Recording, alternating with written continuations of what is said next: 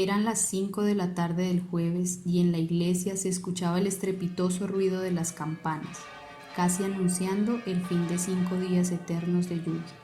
Mi madre, aún inmersa en el estupor que le produjo el infinito fluir de emociones durante el desastre que destruyó casi por completo a Macondo, miraba por la ventana sin poder moverse o quitar su atención del horizonte dantesco que contemplaba. Mi padre recogía maletas, intentaba poner en pie los muebles de casa con ayuda de mi abuelo. Como pudieron, se acercaron a la puerta principal de la casa y mi abuelo, sin entender muy bien lo que sucedía, nos seguía por el pasillo. Le insistió una vez más. Vengan con nosotros, ya no queda nada aquí. Mi abuelo se quedó en silencio y nos abrazó uno a uno muy fuertemente, tratando de expresarlo todo en ese contacto y evitar no llorar. En el camino a la estación debimos atravesar varias cuadras con el agua en las rodillas y en algunos lugares el barro casi arranca los zapatos de mi padre. Fue necesario remover algunos palos y pedazos de escombros que se encontraban dispuestos a lo ancho y largo de las calles e impedían nuestro paso. Finalmente logramos subir algunos retablos destrozados de la estación del tren, donde solo encontramos un guarda de la estación, quien nos indicó que los trenes que ya tenían la ruta establecida pararían en las terminales 2 y 3 siguiendo la ruta. Mi padre, que no tenía boletos, le preguntaba al hombre dónde podría conseguirlos. El guarda, con una sonrisa de desconcierto, se encogió de hombros y simplemente le indicó dónde podíamos esperar nuestro transporte hacia lo que ninguno conocía pero tanto ansiaba. El tren entró en la estación. El retumbar de los silbatos y los rieles aturdía a un pueblo en silencio. Antes de detenerse, el vagón del tren hacía vibrar toda la estación. Recuerdo aquel sonido con tanta claridad. Durante el viaje y por los pasillos de aquel tren se escuchaban murmullos que decían que veníamos de un pueblo maldito y que por ende nosotros estábamos contagiados de esa mala suerte. Al abordar el tren junto a mis padres se encontraba una persona un poco desarreglada, de aspecto relajado, sereno, con una vibra tranquila, con vestimenta de atillo que era común entre la gente viajera y llevaba consigo un ukelele. Aquella persona evocaba un sentimiento familiar, pero no sabía explicar de dónde. Llegaba el anochecer y el tren hizo su primera parada en una estación a miles de kilómetros de nuestro punto de partida. Este lugar tenía una atmósfera electrizante y húmeda. Se podía ver que se avecinaba una gran tormenta. Lo más curioso de esa parada fue un misterioso hombre que se encontraba de pie, vestido de negro con una gran sombrilla, que nos daba esa inexplicable sensación de ser observados, como si pudiese vernos detrás de ella. Mientras tanto, mis padres discutían en la terminal, decidiendo si nos bajaríamos o no. Mi madre, con voz firme y acentuada, decía: «No nos bajemos aquí, estoy harta de tanta lluvia», mientras mi padre sugería encontrar aquí un buen lugar para establecernos. Llegamos a la siguiente terminal. Tenía un olor peculiar, como a sal. Era un ambiente diferente, un poco caluroso y se oían unos enormes corrientes de agua, algo turbulentas. Nos paramos a ver por las ventanas ese enorme alboroto que nunca habíamos presenciado.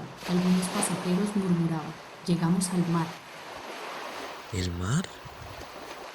decía mi padre. Suena un lugar en el que podríamos vivir tranquilamente.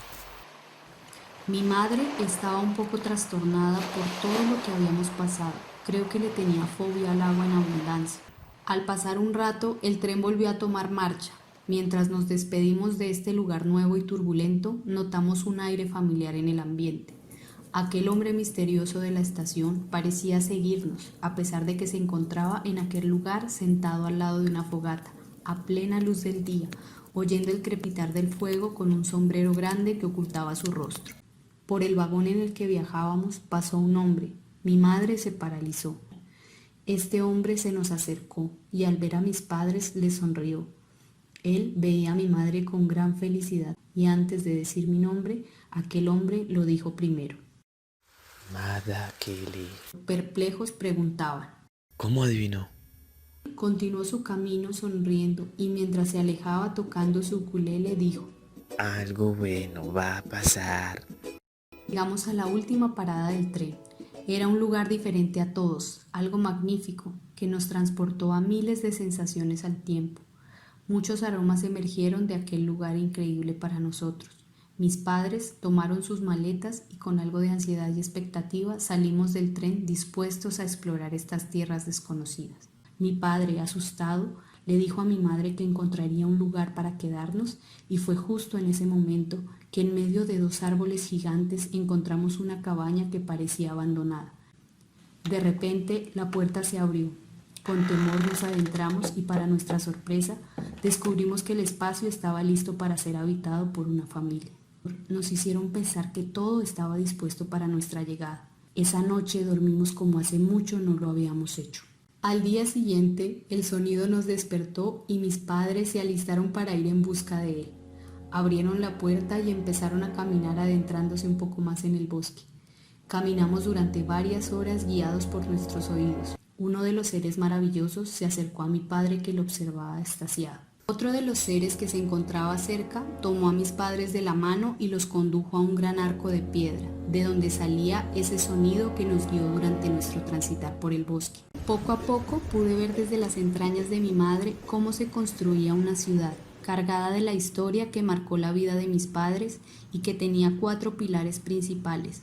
Una ciudad tenaz como lo fueron ellos al dejar todo atrás, práctica por empezar desde cero, con una visión empírica que les permitió crear un mundo nuevo a partir de lo poco que sabían y totalmente sensible para revelar el abanico de emociones que les llevó a pensar en un lugar como el que en ese momento podía ver en pie. Sin saber qué día o qué hora era, mi madre exclamó de dolor. Mi padre la sostuvo de la mano y yo sentí como si me estrujaran. Luego, el líquido donde me encontraba se desvaneció y poco a poco mis ojos se adentraron en un túnel cada vez más lleno de luz. Abrí mis ojos y de repente estaba ahí, viendo por primera vez el rostro de mi madre y mi padre, y a lo lejos la ciudad perdida de Madakele. El apacible ukelele, el crepitar del fuego, las turbulentas olas y la tormenta que dejamos atrás. En ese instante supimos que ese era nuestro hogar, que ahí pertenecíamos y que esa iba a ser nuestra ciudad secreta. I am lost.